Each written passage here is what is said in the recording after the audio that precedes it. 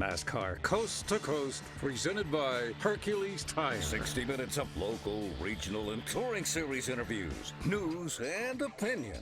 Now, here are a couple of guys who are still waiting to be knighted by the Queen of England, so they can be Sir Kyle and Sir Buddy. Here are our very own jesters of the track, Kyle Rickey and Buddy Long. I have a feeling we're going to be waiting a while, buddy. I can live with the word jester. It fits me. Yeah, same here. Welcome to NASCAR Coast to Coast for Wednesday, August 10th.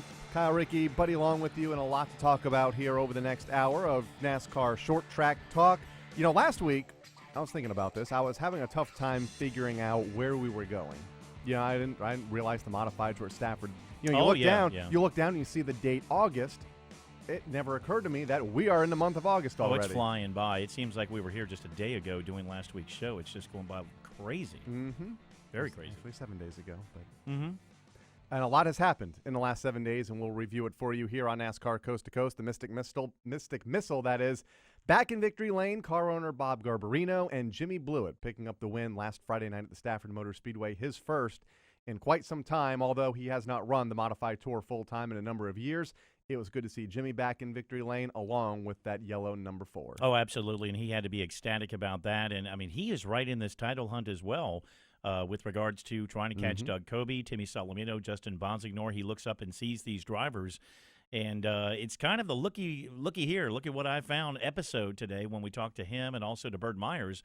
Both drivers very accomplished in being able to score victories, but basically inheriting wins due to different circumstances. Very bizarre weekend of racing for both the South and the NASCAR Wheel and Modified Tour. We'll recap that bizarre weekend here coming up with Jimmy Blewett and Burt Myers, who won at Bowman Gray Stadium this past Saturday night and is also in the hunt for the track championship. And I think it's a pretty large lead between him and the rest of the field where he might be able to clinch it this coming Saturday night as they just have 2 weeks of racing left. 2 weeks. 2 weeks. Jimmy Blewett picked up the win over Justin Bonsignore. Rookie, or I guess he's a sophomore now, Brandon Bach picking up a third-place finish, a good run for that young driver. Chase Dowling in 4th.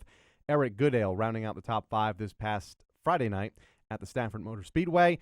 It's a tough stretch for the NASCAR Wheel and Modified Tour. They were in action Friday. They're in action tonight at the Thompson Speedway Motorsports Park for the annual Bud 150.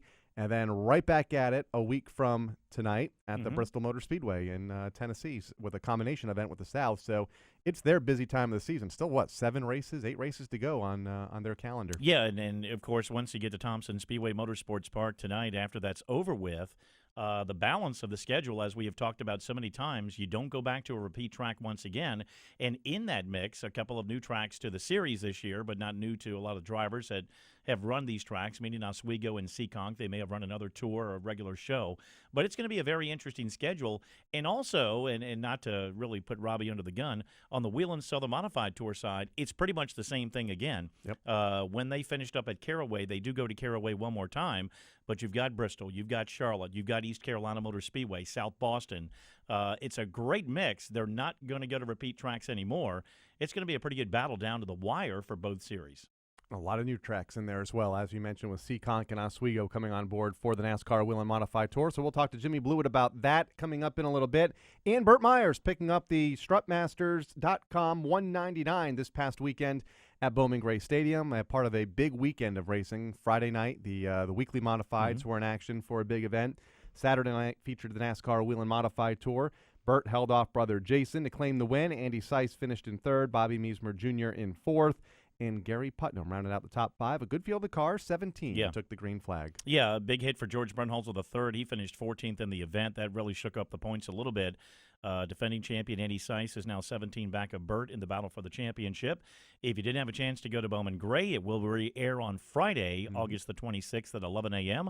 on NBCSN. And I believe the Thompson Speedway Motorsports Park event tonight will re-air at a future date, which we'll let everybody know probably next week when we have our Modified Madness edition of NASCAR Coast to Coast on the road. That's right, from the Bristol Motor Speedway, Thunder Valley. Hopefully they get that race in tonight. I know they're calling for showers up there, but Josh Veneta, the general manager of the Thompson Speedway Motorsports Park, has assured everybody on social media that they're going to try every effort to get that event in this evening because in years past, and I didn't blame them, the former management team there, a little gun shy.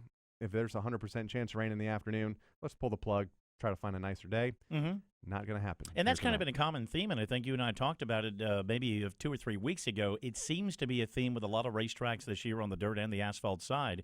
If they see an ominous forecast maybe 2 or 3 days in advance, they've pulled the plug early. You know, a lot of tracks back in the day, they waited till the day of. You know, and if they still, it would really have to be just elements of biblical proportions coming down 3 days in advance that you know there's no way that you can get the event in. But good to see that if there is still a threat of weather, that they're holding out till the last possible moment, and hopefully they can get everything done on time tonight. So when we talk to Jimmy Blewett here in a few minutes, we'll see if he's going to Thompson Speedway Motorsports Park or driving back home because they've made a decision. But as of right now, all racing is on for this evening. The NASCAR K&N Pro Series East, they were also in action this past weekend, part of a busy weekend at Watkins Glen International as they raced on Friday night after practice and qualifying for the NASCAR Sprint Cup Series. And to no one's surprise, Austin Cindric back in victory lane driving for Martin McClure Motorsports. Yeah, 2 in a row after he picked up the road course win, 2 in a row on road courses, I should say.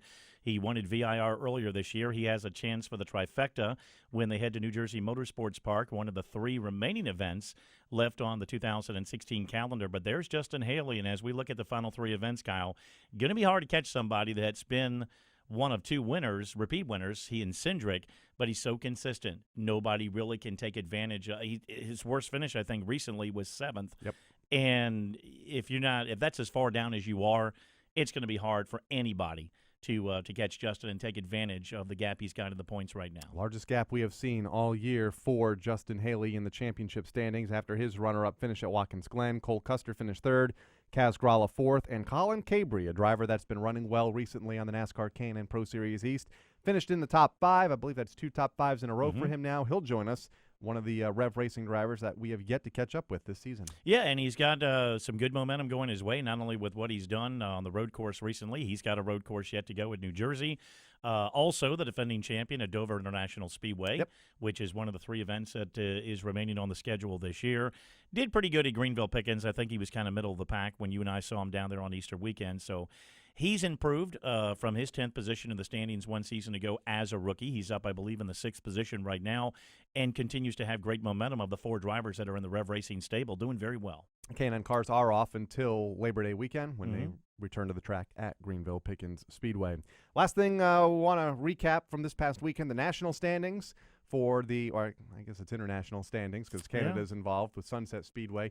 But the Division I standings, the NASCAR Whelen All-American Series, really tight, and it surprised me that Keith Rocco has closed in so much, now down to within 3 points because he has not been the dominant force in the Northeast this year like we have seen in years past. He doesn't have those 5 or 6 wins in a row at the New London Waterford Speed Bowl that we've seen in the last couple of seasons. Yeah, and as you mentioned, each and every week it was a win in the modifieds, a win in the late models. Right. It's like it was 2 or 3 weeks in a row. That's all you saw.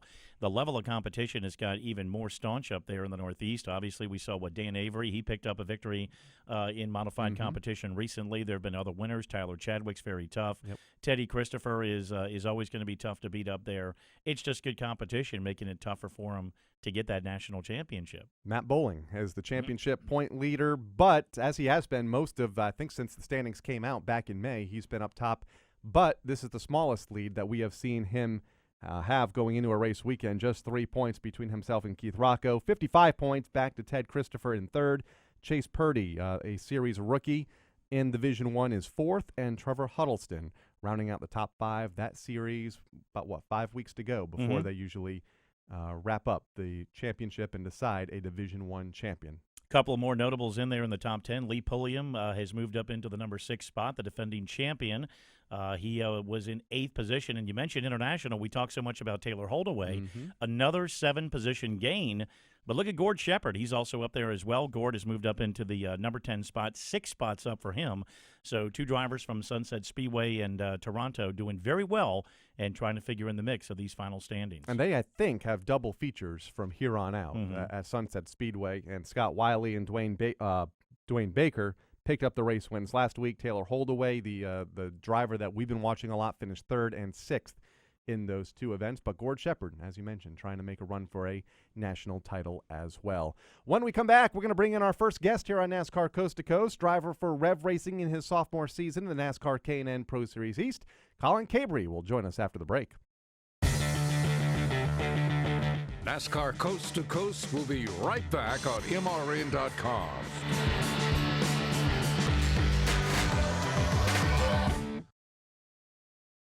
If you have a question or comment about NASCAR, Motor Racing Network has a direct line for you. It's the Fan Forum Hotline. I'm a newbie to this sport just this year, and I wanted to know. I was wondering when they measure the length of a racetrack. Call in at 844-4-ASK-MRN. That's 844-4-ASK-MRN. Wanted to send out a big shout out and thanks for covering the race. The Fan Forum Hotline, your connection to NASCAR. Motor Racing Network has always been your source for motorsports coverage when you couldn't be at the track. Now, never miss another minute of our breathtaking coverage with the MRN app, available on your iPhone or Android device. This free app delivers all the latest news, locates nearby MRN stations, streams your favorite programs, and is your home for live Sprint Cup practice and qualifying action. Search MRN in the App Store or on Google Play. It's the Motor Racing Network at your fingertips, and it's available for free right now. When the smoke settles, the entertainment never stops. You know, it's everybody just trying to say my last name. They just don't finish it. On race weekends, your favorite NASCAR personality is an everyday superhero. And here comes Dale Earnhardt Jr. But when they leave the racetrack, they're just like everyone else. For the most part, our hearts were wagon makers. I'm Susie Armstrong. Join me on a daily journey as we discuss the hot topics and engaging personalities of NASCAR Nation. Ned Jarrett's World of Racing, weekdays on the Motor Racing Network. This is NASCAR K&N Pro Series East driver Allie Kern, and you're listening to NASCAR Coast to Coast on MRN.com. Now back to Kyle and Buddy. Allie Kern coming with a home with a 13th place finish this past Friday night at Watkins Glen International. Welcome back to NASCAR Coast to Coast. Kyle, Ricky, Buddy Long, set to talk to one of Allie's teammates at Rev Racing. Collin Cabre joins us on the guest line. Collin, welcome back to NASCAR Coast to Coast. It's been a while since we last talked to you. I believe last fall after your win at Dover International Speedway. It appears, though, your sophomore season has gone a lot better than your freshman season last year. First, welcome to the show, and how would you summarize year number 2 in the K&N Pro Series? Thanks for having me on the show. First of all, I appreciate every opportunity to get to talk to y'all. There's a lot of people that that tune in. My sophomore year probably has gone. We've had a lot of ups and downs. We've had a lot of speed, which we didn't have at the beginning of last year. But basically, to sum it all up, it's been a lot better than our freshman year. Just some bad luck. Just erasing the bad luck? Is that what you're saying? If you could put your finger on one thing that has really been missing this year, just a little bit better fortunes more than anything else? Yeah. We were running second at Mobile and had a tire blow. And flew off the track there. We lost a lot of points that day. We lost a lot of points at Dominion, running second with, I believe it was like 3 to go. And we ran over some debris and cut a right rear. Just bad luck like that. And it just has really put a, hinder on our points here. 7th in the championship standings, 3 spots better than where you finished a year ago. And you're only like 15 points outside of 4th place in the current standings. How much more comfortable are you going to these tracks for a second time? Take Watkins Glen, for instance. You had a good top 5 finish there this past Friday. 16th there a year ago. Obviously a big improvement from last year to this year, and that seems to be a trend that we have seen a lot this year with you once you go to these racetracks for a second and third time. Yeah, for sure. It's, and I'm a lot more comfortable inside the car, and I hate to say it, but kind of know more of what I'm doing so far. But yeah, going back to these tracks for a second time is just you don't have to learn the track. You just have to be able, to critique yourself and know what the car needs to be able to go fast. And yet, I've had a lot better cars under me this year. We have 2 good pieces that we've had all year, and that's helped a lot. Last year we had 1 car, and it was so-so at some places, and then we got our new car at Iowa last year, the second Iowa. So that has really just been, big for us. And having two good cars, and we know how each one of them reacts to each track and setup-wise, it just really has boosted my confidence, and it really just boosted the confidence in the whole team. Team really had to be boosted a couple of weekends ago when you had the combo race with the K&N Pro Series West at the Iowa Speedway. Fourth in the event, Todd Gilliland came away with the victory. Kyle Benjamin, Austin Theriault, two of your East running mates for the regular season, were second and third. But how much of a shot in the arm is, or was that the deciding factor in really vaulting you into the momentum that you have right now by virtue of what you did at Iowa in the combo event? Yeah, we had a lot of confidence prior to that. I believe at New Hampshire we just one of those races where we missed the setup. We weren't a factor all day. But in the two races before that, at Stafford and at Columbus, we ended up passing 27 cars between the two races. We just had terrible qualifying efforts and a great race car. And we ended up driving through both of those fields to get up towards the front. And we knew that, New Hampshire was a little bit of a hiccup for us, but going back to Iowa, which is one of my favorite tracks, I felt like we could really capitalize on a lot of things that we've been missing out on all year. It ended up with a good top 5 finish there as well. You're the veteran of this team. In year number 2, how have you been able to guide your teammates in Allie Kern, Ruben Garcia Jr., and J.A. Jr. kind of through their freshman year as you go to these places for a second and third time, and they're seeing these racetracks for the first time? Yeah, absolutely. Just kind of the way Jay and Kenzie, they both did me and Devin last year. I just kind of try to pass information down to them on what I learned the year before. And I think they've all taken it really well. I've become real close friends with Ruben. We actually went to Indy a couple of weeks ago for some stuff for Max Siegel. We became pretty close. But other than that, they've really taken the information I've given them and applied it. And sometimes they don't run that great, but I had to let them know, like last year before Iowa of last year, I didn't have a top 10 finish. We weren't even, a factor in any of the races that we were in. And so I just have to remind them of that and that it takes time. It takes time to gel with the team and know the cars and get used to the track. Now, how far are you willing to go with that? Because are you going to share your Dover secrets with them about how you won, or are you going to say, no, I can give you as much information as possible, but I can't give you all my Dover secrets right now? Yeah, for sure. We have the exact same setup we're going back there with that we had last year. So, and I'm kind of interested to practice on it and qualify because it's going to be kind of new. Last year we rolled off into turn 1, not really knowing what any of us, expected besides a couple of the veterans that were in the field. And I just kind of went as fast as the car would let me go, and it was fast enough to win. So I'm interested to find out, the little stuff I can learn and pick up in practice that you don't have time to pick up in the race because you're so worried about other things. But yeah, I definitely going to keep a couple of secrets to myself, that's for sure. Mm-hmm.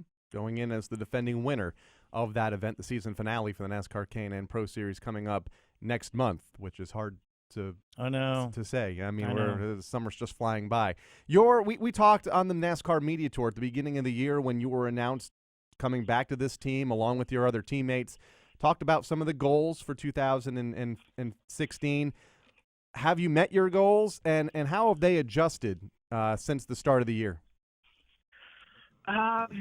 I honestly think we've had, like I said, a lot of speed, and we're a factor just about everywhere we go, to contend for top 5, top 3s, even wins. Just the bad luck has really just kind of put a hinder on our goals. We were kind of going for, if not a championship, a top 3, even a top 5 would be good, which I believe is still reachable. Mm-hmm. So in the points-wise, it hasn't really, hurt us that bad. I think we expected to maybe have a win or two under our belt by now. And there's a couple of places I feel like we could have done that. Just stuff happens that takes it away from us. But I believe we're going to Greenville and Dover, which are two tracks that I'm familiar with very much. So I think there's no reason why we shouldn't be able to get a win or a top 3 out of at least one of those. And nestled in between there is New Jersey Motorsports Park, which will serve as the third and final road course event that you guys have run this year. Do you have much information on New Jersey? Does it compare to either Watkins Glen or VIR for you guys? I haven't. I have become pretty good friends with Justin Haley, and at the racetracks we talk a lot. But he said that it wears down a lot of tires. He ran Trans Am cars there, I guess, earlier this year, and it really roasted the tires. He said it's almost worse than Greenville. So I'm kind of going with that aspect. I've been watching videos on YouTube of the track, but that's kind of about it. There's not much on that place, and it's kind of hard to figure out. So I'm really interested to get out, for the first practice and find out which way is right and left there. Coming up in just a couple of weeks, the penultimate race for the NASCAR K&N Pro Series. You like East getting season. that word in wherever you can, don't I do. you? It's one of my favorite words. You began your career at the tender age of 4 on two wheels. On two wheels, and you did motorcycles for 6 years. What brought you from the two-wheel world to the four-wheel world? Well, it's actually a little bit of a sad story. We were at a private practice, and we had seen people get hurt. Any type of injury, we have seen it over the years because that's just a brutal sport. Mm-hmm. And really close friend of ours, landed wrong off of a jump and ended up breaking his back, which ended up paralyzing him. And it spooked Dad and whatnot in a weird way, I guess, because he was close to us. And that night he just said, we're selling all the bikes and we're going to look for something else. And then after a couple of weeks after that, we went out to a local go-kart track and started watching. And he looked at me and was like, is this something you want to do? And I looked at him and I was like, I guess. I mean, it just didn't seem as exciting as what I had been doing. Like, I guess. And from there, it kind of took off, and I had a real niche for it. And kind of just the story goes on from there. The last couple of years, we've seen Ben Rhodes and William Byron get on winning streaks and do very well this year. We were wondering if Justin Haley was going to be that driver this season, especially since he was the first one that picked up a repeat win. And to date, only Austin Cindric has been the other driver that's been able to score a repeat win. 9 different winners on the circuit this year, and there's still very good possibility that yourself and a few others could cash into victory lane. Are you surprised by the amount of parity you see on this series this year? For sure. We all kind of thought that we didn't know how good Ranier was going to be, which was the 40 and the 41, Kyle Benjamin and Spencer Davis at the time. We didn't know how good they were going to be, but obviously they were very, very good. And so they kind of caught us by surprise. And we definitely thought JJ was going to be, the next William Byron, where he could, win 5-6 races and a couple in a row here and there. But it's been very competitive, the most competitive I've seen it. There's probably 6 or 7 cars that could legitimately win every weekend, which makes it, great to go to the racetrack every weekend, day in and day out, and know that, one person just doesn't have it all figured out. From a number of different teams. You mentioned Ranier a moment ago with MDM. You have Martin McClure Motorsports that have come into the series on a more regular basis this year. Obviously, Rev Racing and H. Scott Motorsports, and there are others, the Bassetts. Yeah. When hopefully they can get their program back up and running. Noah finally scored a win. Jefferson's Pitch Racing. So there's a lot of competitive teams, a lot of competitive drivers in the series. Where are you hoping to be next year at this time? I know that's a loaded question, but when you're a lot of teams, a lot of drivers already thinking about 2017, what is the hope and plans for you? Well, obviously, I think the hope is like any driver with their second or third year in the K&N Pro Series is to move up, to the trucks or even Xfinity, whether it's part-time or full-time. I think that's, everybody's goal is to move up. And if I'm with Rev Racing and the D4D program another year, that's perfectly fine with me. That's way better than what I would be doing if I wasn't with them. But I think the ultimate goal would be definitely to move up to at least trucks, whether it's part-time or full-time schedule, and get my foot in the door there. And there's a lot of good truck teams out there that are, I'm sure, in search of some new young drivers for 2017, and Collin Cabre would be a driver that they should consider. Collin, thanks for joining us here on the show. Congratulations on a pretty solid sophomore season for you, a good run at Watkins Glen last week, and best of luck to you in the remaining 3 events this year. Thank you very much. Thank you guys for having me on the show. I always love talking to y'all. We appreciate you joining us here on the show. Collin Cabre joining us here on NASCAR Coast to Coast. Good kid. Just kind of came out of nowhere, 2 years ago from the open wheel world. And we were introduced to Collin Cabre on the media tour for Rev Racing a year and a half ago, and he's done really well. And they got a good mix of kids there. I mean, Allie Kern, another female driver that's trying to make her mark and doing well. Ruben Garcia Jr. from the Mexico Series. And J.A. Jr. is just he's so cool. I mean, he's Collins, he's got a great demeanor with him. And when you look at J.A., I go back a couple of weekends ago at the autograph session at Iowa. When you walk up to him, his eyes light up like, hey, I haven't seen you in a while. And he's just so full of life, and he brings that life into that program for not only Rev Racing but the K&N Pro Series East. I mean, the program's got such a great future and so many young, talented kids on and off the track. Absolutely. And Collin Cabre, one of them in his second year with the race team. Coming up, we're going to talk to the latest winner on the NASCAR Wheel and Modified Tour. Drove the Mystic Missile to victory lane this past Friday night at the Stafford Motor Speedway. Jimmy Blewett joins us after the break. Coming back with more of NASCAR Coast to Coast, it's Kyle Rickey and Buddy Long right after this. Whatever you drive, wherever you go, Hercules Tires will get you there, whether you're running on dirt or running a job. Our dependable, high-quality tires are the perfect fit for your needs. For unmatched value, selection, and warranty with industry-leading road hazard protection, there's only one choice: Hercules Tires. To learn more, visit HerculesTire.com or call 800-677-9535. Hercules Tires, right on our strength. Looking to find the best place for all the latest NASCAR Sprint Cup, Xfinity, Camping World Truck, K&N, and Modified Series news? MRN.com is the place to go. Your online home for NASCAR news, opinion, podcasts, videos, race schedules, results, and statistics. Award-winning motorsports writers keep you informed and up-to-date on all the latest breaking NASCAR news and in-depth stories and opinion. MRN.com, your online home for all the NASCAR information you're looking for.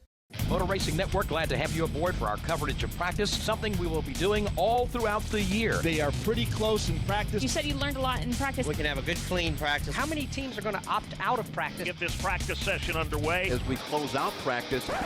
What are we talking about? Practice? We're talking about practice, man. We are talking practice. Sprint Cup Series practice on the Motor Racing Network. Join us all season long on MRN.com and the MRN app.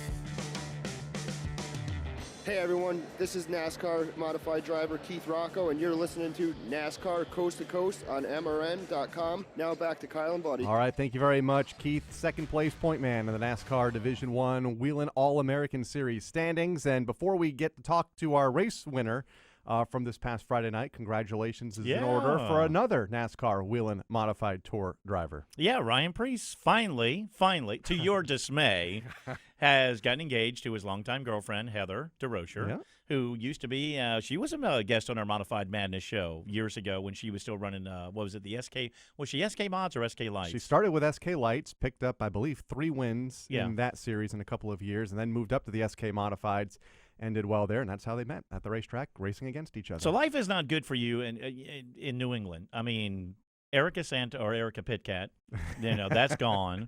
You've lost Heather. Who's next? I mean, is there anybody else? I mean, you got to make a move here, Kyle. Moving on. Let's talk to the latest winner of the NASCAR Wheel and Modified Tour, who will compete against Ryan later tonight at the Thompson Speedway Motorsports Park. Jimmy Blewett joins us on the guest line. Jimmy, welcome back to NASCAR Coast to Coast. We had you on a couple of months ago talking about a great start to the season, and you made it even better this past Friday night, picking up your first win of the year at the Stafford Motor Speedway. Congratulations. Thanks, guys. How you been? We've been great. Not as good as you, though. Yeah, this guy's been giving me a good car the past few races. All year long they've really been working hard at it and getting a good notebook and getting some momentum going. And finally we were able to get the job done. First win of the season for not only yourself, but team owner Bob Garbarino, the Mystic Missile, which has always been a crowd favorite for so many people in modified racing in the Northeast. But you guys have been knocking on the door quite a bit. I mean, you have positioned yourself very well in a battle for this championship. I know you don't really want to talk about that, but you guys are in a very good place right now with this team. Yeah, we just kind of felt from the get-go if we put ourselves in position that we could possibly be there, towards the end of the year. Our main focus in the start of the season was to just get comfortable with everybody as a team and, focus on getting a notebook started. This way we could, get going as best we can, for the second half. We had a lot of new guys come on our team this year. Some of Bob's guys, some of my guys, just a kind of a whole learning experience that we went through the first half of this year. But everybody's getting comfortable now. And like I said, we've had a lot of momentum the past 3 or 4 races. We've been staying in the top 5. And I feel if we do that and, I don't necessarily think we need to win all the races, but if we just stay up front and keep ourselves there in contention, there might be a chance we have a shot at it. Bring us through the closing laps of Saturday night's race. It looked like a couple of late race caution flags and a heated battle between yourself and second-place point man Justin Bonsignor, who I knew wanted that win just as bad as you to capitalize on Doug Coby's issues from earlier in the event.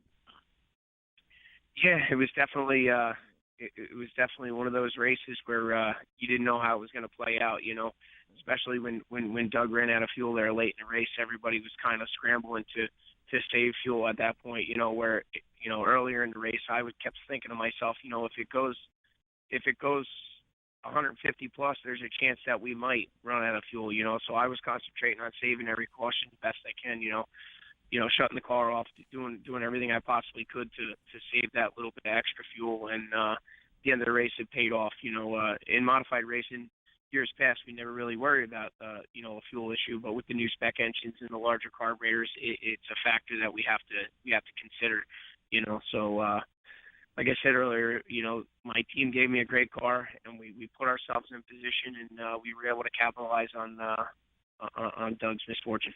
Moving back into last month, going back to the New Hampshire Motor Speedway, you had the opportunity to run the NASCAR All-Star race for the Whelen Modified Tour. Again, the only touring series that has an All-Star race. How special has it been not only to run and win a race for Bob Garbarino, but a month prior to be in that Mystic Missile, which is a very big crowd favorite, and running the All-Star race there in New Hampshire? It's definitely special, that you actually get that opportunity to run in a NASCAR race, and not only just a NASCAR race, it's an all-star race, a race that they picked the guys that they wanted to run in that race. We didn't run the way that we planned on running, but it still was an honor to be in the race and be a part of it. And driving for Bob, it's definitely something special. His name, his legacy, with the Mystic Missile, and now having Starrett on board is even more special, because they date back to the late 1800s and when they started. Them being around for so many years and Bob being around for so many years, I think just them having us, us having a team together is even more special.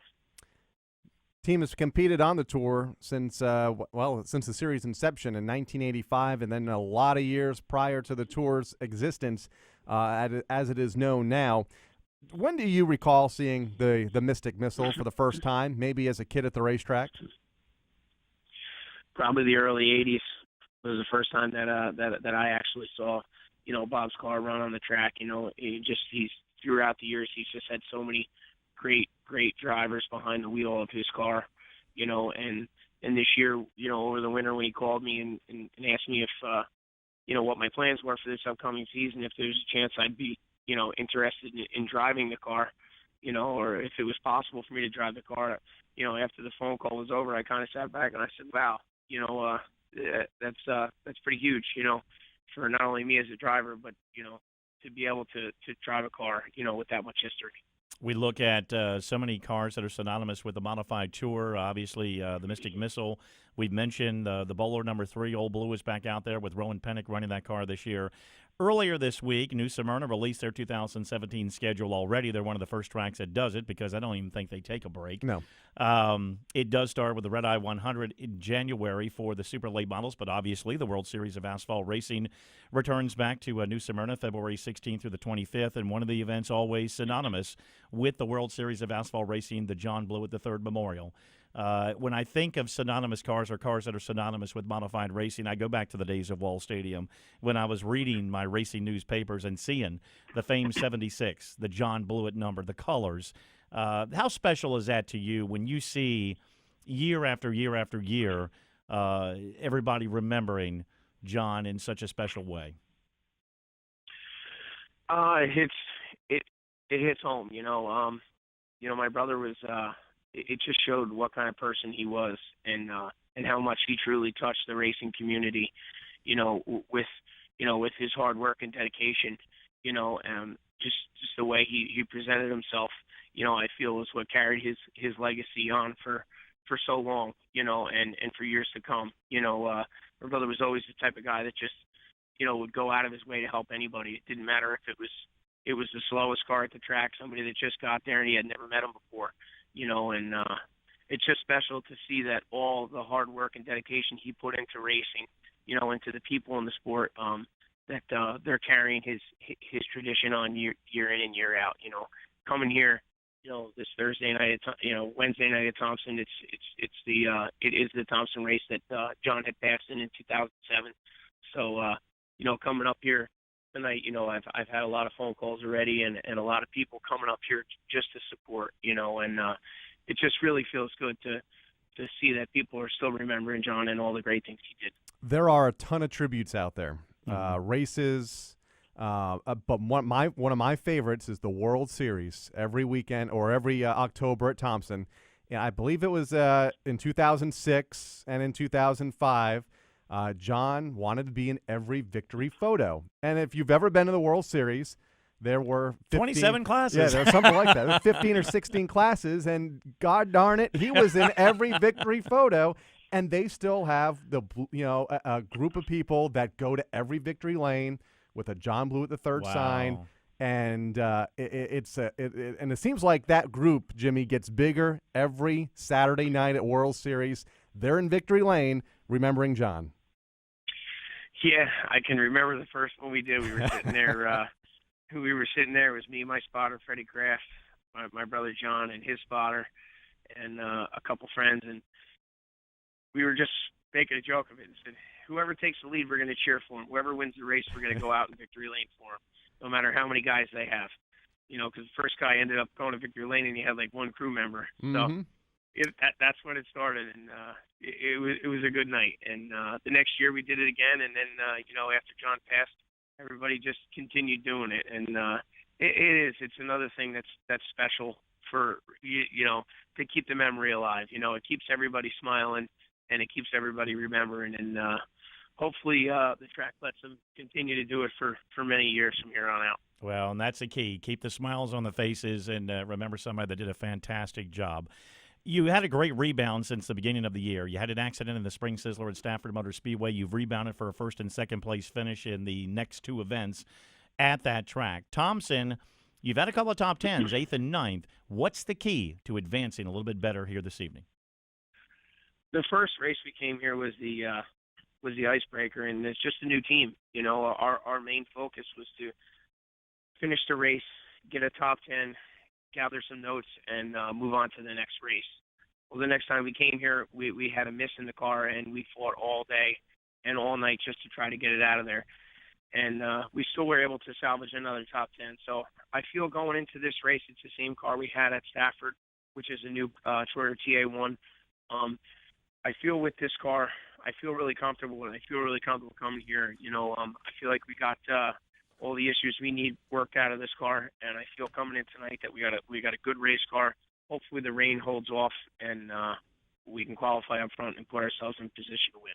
fourth in the championship standings, 8 races to go, 7 different racetracks. You do not go back to another racetrack twice after tonight. A lot of unknowns in there. You have Seekonk coming up, Oswego coming up for the first time on the tour schedule in a long time. What do you know about those racetracks, and is 8 races enough time for you to get back in this championship fight?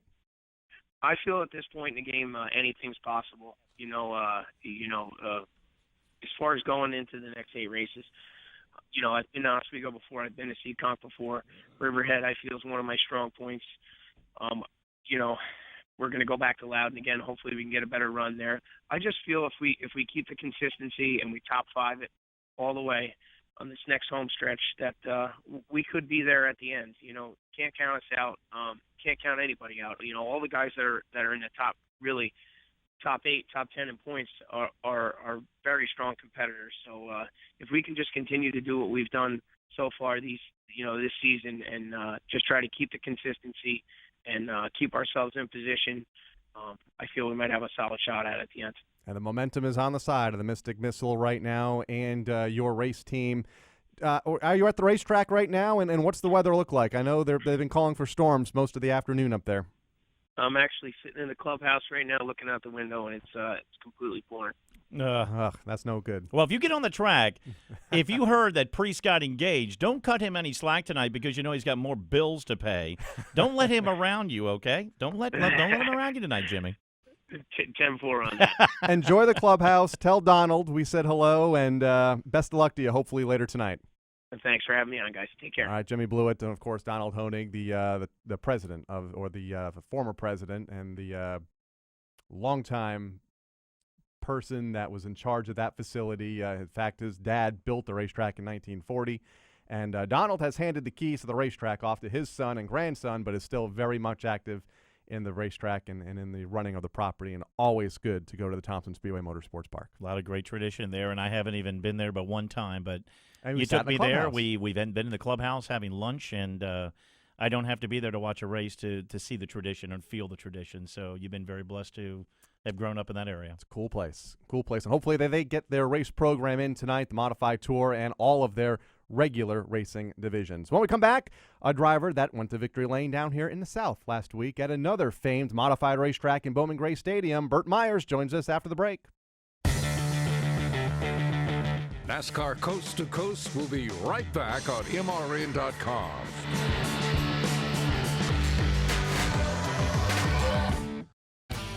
Come join us every weekend at America's Tailgate Party, NASCAR USA. Hi, I'm Rob Tanner, your host and master of the grill, as we get you ready for high-octane NASCAR racing with hot laps and hot tracks. We serve up 2 hours of the best hits in country music and keep you up to date with racing news and features you won't find anywhere else. Sit down and have a seat. It's our regular weekend pit stop for country music at the speed of sound, NASCAR USA on the Motor Racing Network. Live sports are the one true reality entertainment, where a single dramatic moment can become timeless. In NASCAR, Motor Racing Network's live broadcast elevates your senses to the sights, sounds, and struggles taking place on the racetrack. Danica Patrick to the front of the field at Talladega. They are side by side behind her. Jimmy Johnson. The power of radio to the imagination of the listener. Tune in to the Motor Racing Network. Visit MRN.com for an affiliate list in your local area. It's all over at Martinsville, Virginia. Richard Petty has pulled it off. Throwback Thursday, classic MRN race broadcast on MRN.com.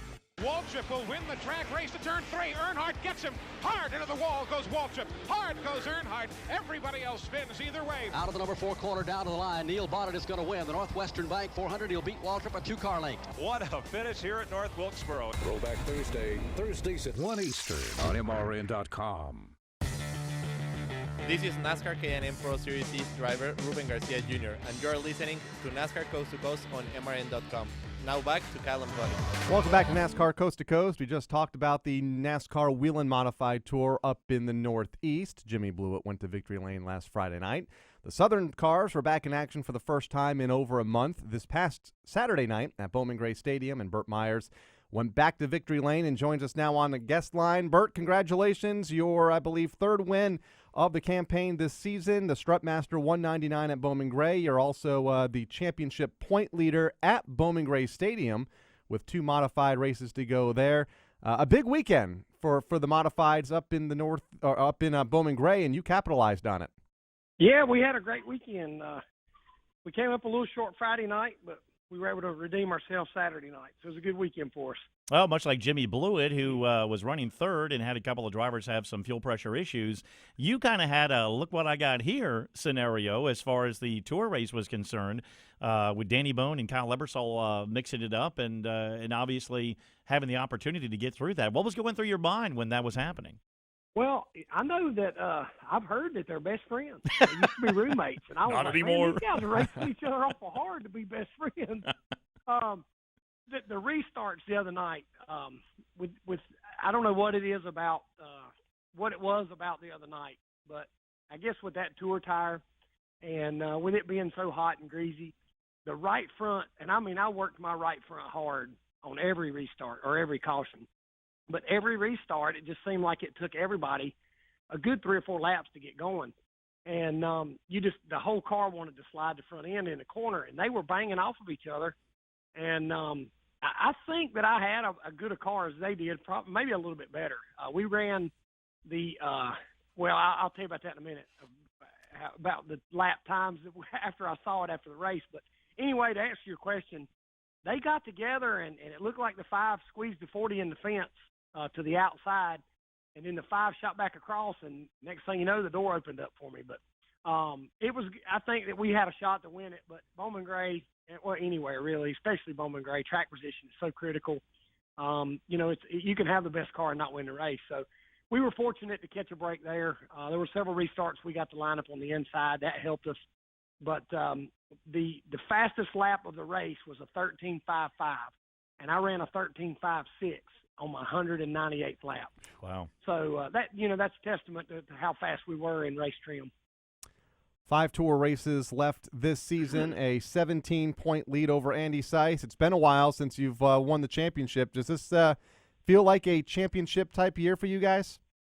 Well, so far, I mean, we're shaping up that way. But just like it was cool, I heard my buddy. I don't get to talk to Jimmy very much. I'll get to see him Wednesday at Bristol, but I heard Jimmy on there with you guys. That was cool. He won up north last weekend. But anyway, who knows, man? Like Jimmy said, it's so tight, and so many things can happen. The competition is so stout.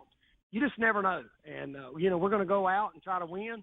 And if we can't win, we're going to try to get the best finish we can for that night. But I'm hoping so. I mean, it'd be cool to be able to win Bowman Gray and the Tour. Right now we're leading both. But like I said, in racing, it's called racing, not winning. So we'll see what happens.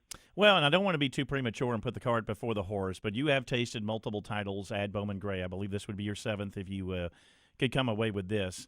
Each one of them, obviously, I would say if you sat down and remembered each year to year, and I'm sure you do, has its own special significance. With a title at Bowman Gray on the weekly side this year, what would be so special about this one? It's hard to say.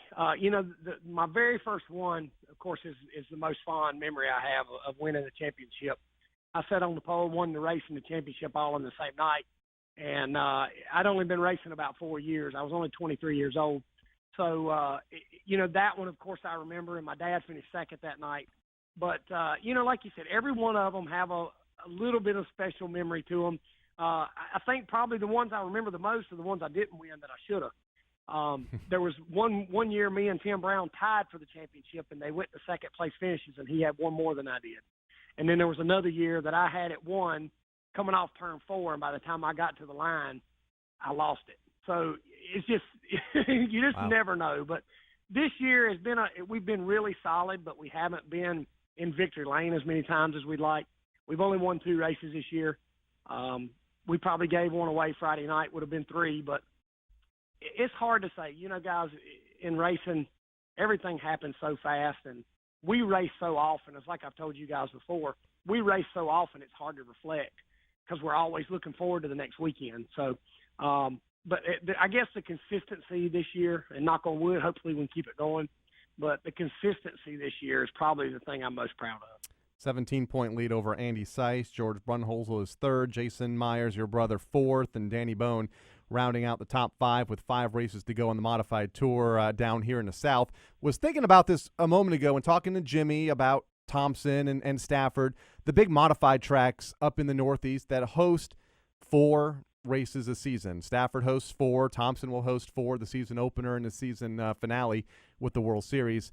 Bowman Gray is the big modified track down here in the South, but only hosts 1 event. Why do you think that is?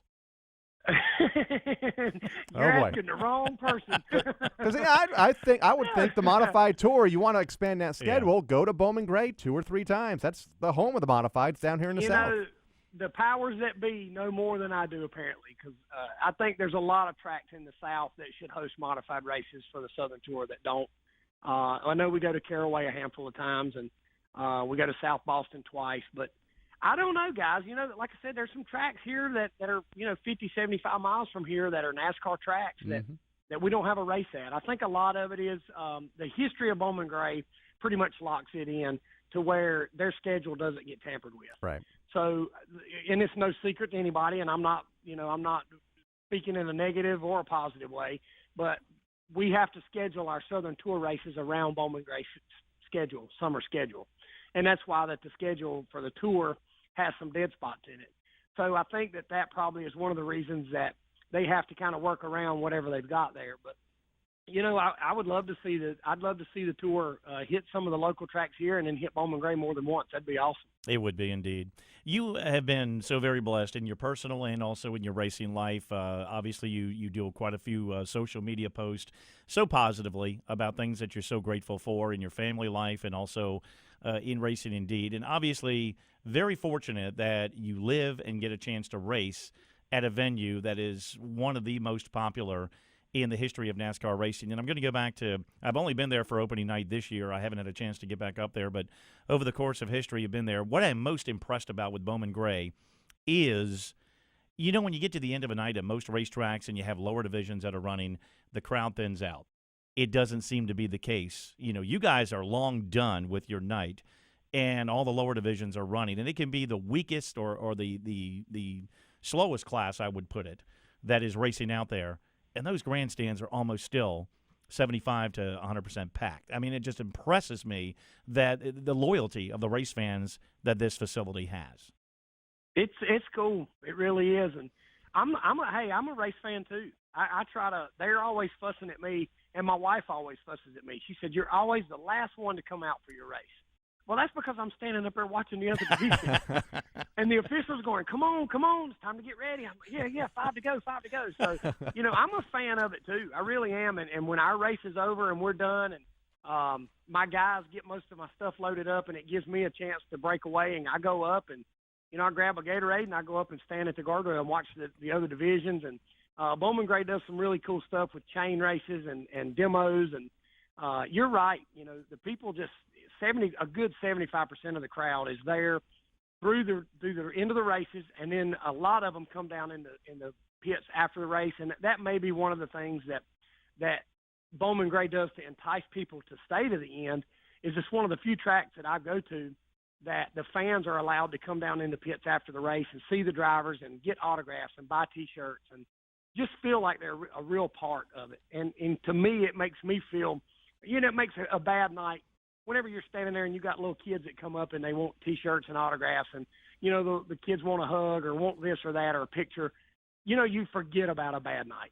You might have tore a right front off or didn't have the finish that you wanted. And when these fans come down and can interact, and it takes your mind off of it. So that's one of the cool things about Bowman Gray. And, when you're there and you're sitting in the stands and you're, 6 feet away from the racetrack, it makes you feel like a part of it. And I think that's the thing that when people ask me what is so special about Bowman Gray, the electricity that you feel when you're there, not just in the pits or in the stands, but in the race car.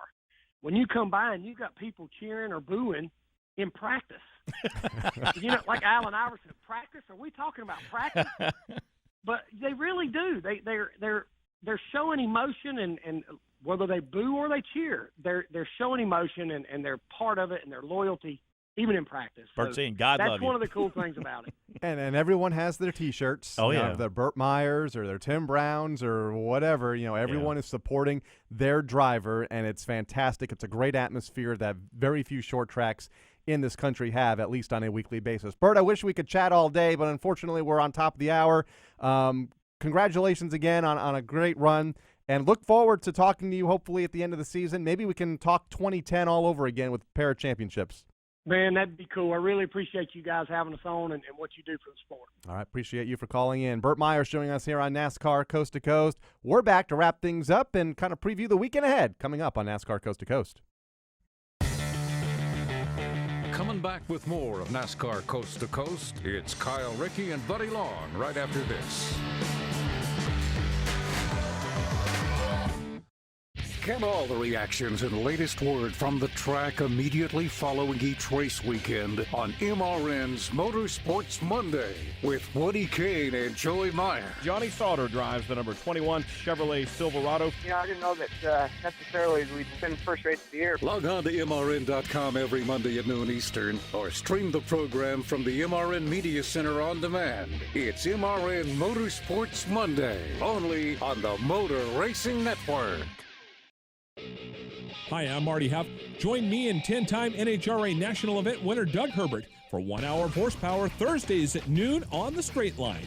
We'll talk to the biggest names in NHRA drag racing and keep you up to date with news from the pits, tracks, and shops across the country. Join us Thursdays at noon for the Straight Line, streaming live on the MRN app, the Motor Racing Network's YouTube channel, and on MRN.com.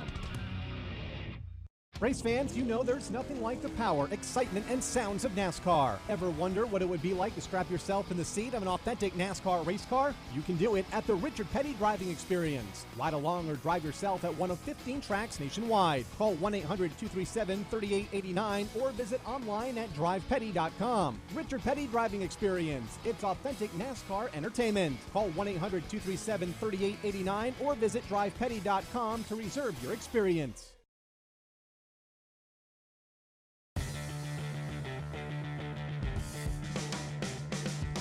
This is NASCAR Wheel and Modified Tour driver Ryan Preece, and you're listening to NASCAR Coast to Coast on MRN.com. Now back to you, Kyle and Buddy. That was put in there, not by accident. Congratulations again, Ryan Preece, recently Absolutely. engaged as of today to longtime girlfriend Heather DeRozier. A lot of action this past weekend on the NASCAR Whelen All-American Series tracks around the country. Tucson Speedway in Arizona, they were in action. Brandon Schillen held off Vanessa Robinson to win the Super Late Model race. That track back in action this Saturday night. We mentioned Bowman Gray, one of the first tracks that ends their season. Limaland Motorsports Park in Ohio had their season championships.